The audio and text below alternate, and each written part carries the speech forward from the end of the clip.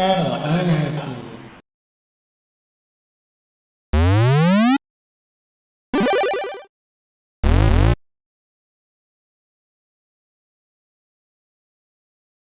Okay, so now that I don't completely sound like I'm dying because I was sick for a week, let's actually start doing some videos again. So the votes were overwhelmingly for Count Duckula, which means it's either going to be really good or really terrible. So let's find out which it's going to be. Auto start. It's tape file. We got some flashing. So it shouldn't take too long.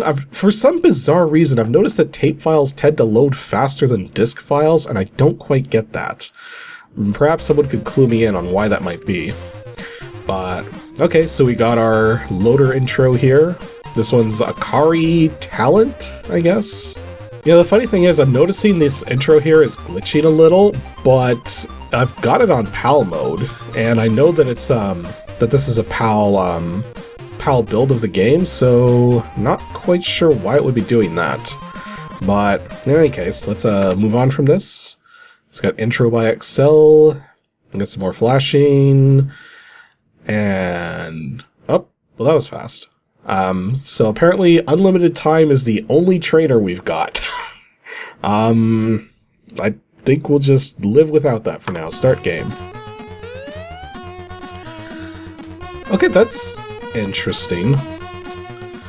So we got our Count Duckula logo here, but it almost seems like the music here was similar to the music in the intro.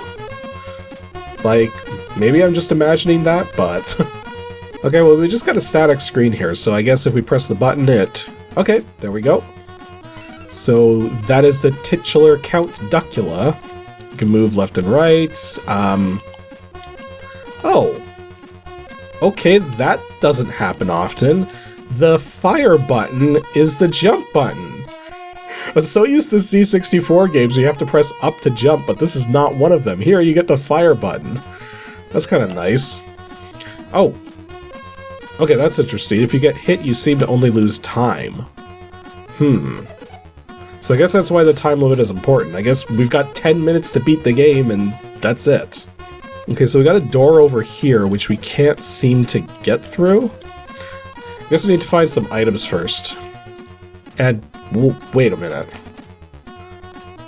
Go off here, now there's enemies. Go off here, now there's one enemy.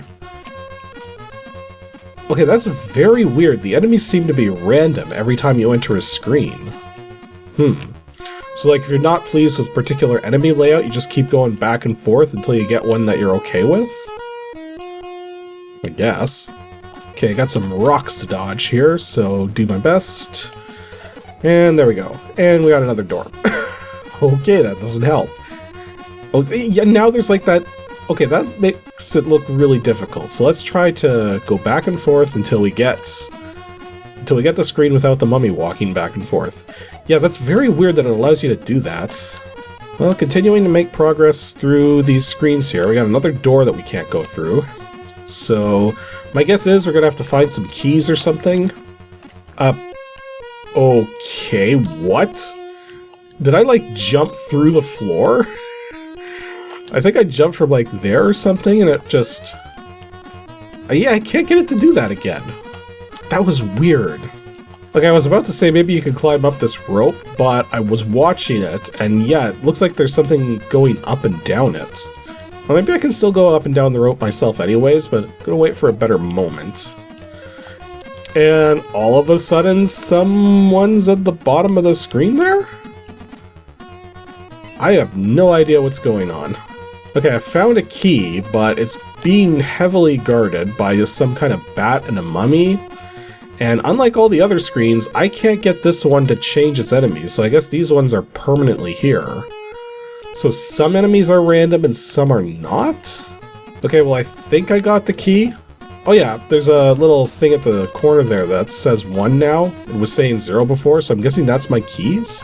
Okay, and I just found another key, so yep, keys do indeed open the doors. So go through the door there. Then let's see if we can find anything else going on over here. Because this seems to go on for quite the distance. Okay, this screen has something that's not a key on it. So let's see if we can figure out what it is.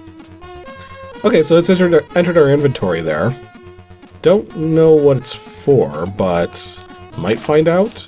So yeah, I actually did look at the manual because I tested this game briefly, and it seems like...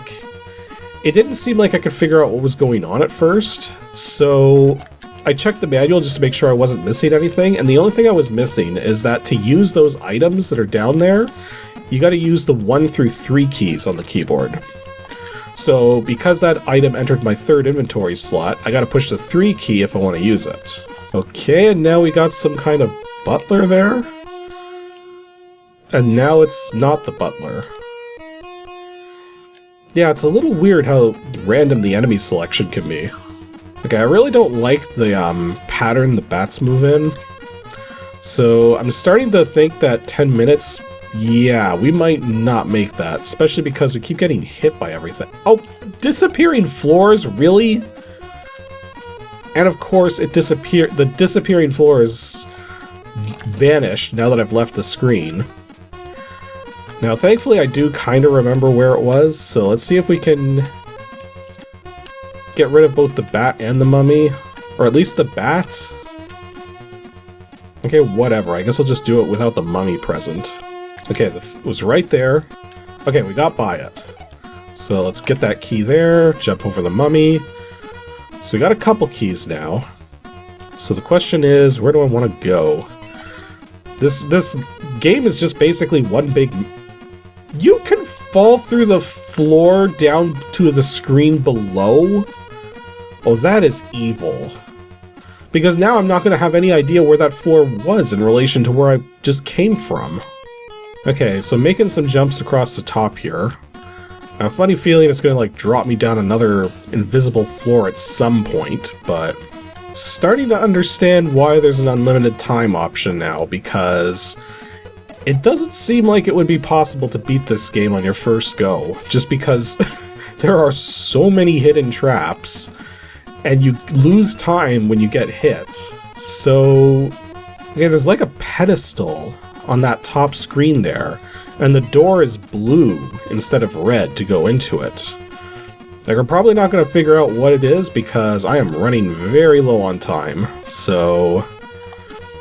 Well, we're at least going to get to go up to it. But I only got 18 seconds left, so... Unless the pouch that we have is supposed to be used here... Oh! I didn't expect that. The pouch was indeed supposed to be used there. Okay. So we actually made some semblance of progress and have 5 seconds left. So... Yeah, that's not going to help things. So what happens when you run out of time? And you ran out of time, Duckula, game over. Well, that was anticlimactic. Just out of curiosity, can we jump? No. Okay, you're not allowed to just jump out of this temple and kill yourself at the start of the game. So, they accounted for that. Yeah, so the way this game is playing, it basically seems like a game where you pretty much have to have it memorized, or you need to make a map. And then once you have all the locations memorized or have a map to see where you're going, then it's just following the motions and then you're done. And avoiding as much damage as you can along the way. That seems to be how this is gonna go. And yeah, look, that guy shows up down there, breaks that door, and so now we don't have to use a key down there. I have to wonder, like, does he show up in a bunch of different locations, or is there only very specific locations that guy shows up in? Because yes, ain't no door anymore. So yeah, if I just wait here, just wait to see if maybe some guy shows up to hit the door or something. Although for some reason this door is flickering. That's kind of weird. Okay, that's interesting. So I just noticed that the enemy's hitbox is only their lower half. Like if you jump, even if you're like touching the upper half of the enemy, you don't take damage. So the game's actually surprisingly lenient about that, which is good to know. Okay, there's that butler again. I wonder if, is this an enemy or... No, he just sort of walks past and that's it. One thing I will say is that the music is getting a little tiring by this point. It's not that the music is bad, but it is highly repetitive. Actually, one useful thing I've noticed is that the enemies don't appear to walk over the false floors. So if you know where the don't know where the false floors are, and you can see a mummy walking back and forth in a shorter area than they should, then that indicates that there is a false floor around. And it's actually surprisingly difficult to avoid those floors when you've got both the bats and the mummies to worry about. Although one thing I am noticing is that the bats follow a very specific flight pattern. So once you know what that pattern is, then you can dodge it more effectively, but... Okay, well we got up to this point much faster than the last time, so maybe we'll get to see a little further into the game. Like, I'm hoping there's more to it than just this Egyptian theme, but I've got a bad feeling this is all we've got.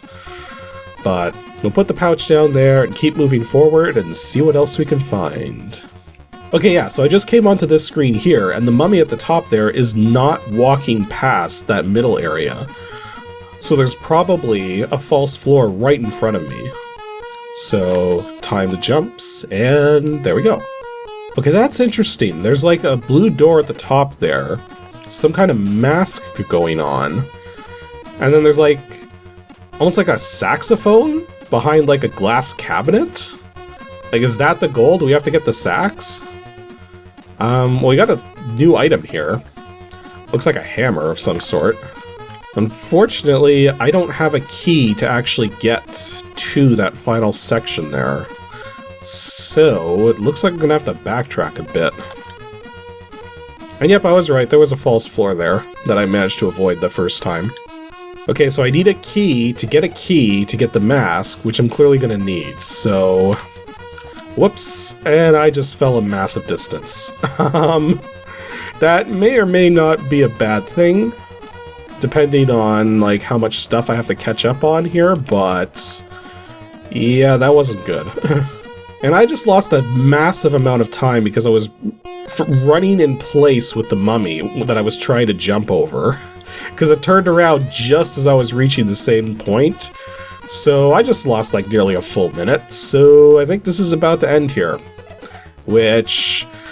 I don't know if the game goes any further. Like, is the saxophone the only thing we have to get? Or is there more to it? Like, I don't know. Well, in any event, that was Count Duckula. I don't think this game is bad, but I wouldn't call it good either. Like, this is I think... Let me take a moment to think about this here. So, the gameplay itself, like the controls were very responsive. The hit detection was surprisingly lenient. It was a little weird that the enemy placement was semi-random. Like, certain enemies had a random chance of being there or not being there. But then at the same time, the hit detection... Like, the hit detection is fair, it's just that you lose time, and you do not get a lot of time, so you gotta know exactly where to go and what to do in order to make that 10-minute time limit. You know, I guess as far as things go, this is actually a pretty average game. So it's not terrible, it's not great, and I do not understand why people wanted me in droves to play this thing, because this is as middle of the road as it gets.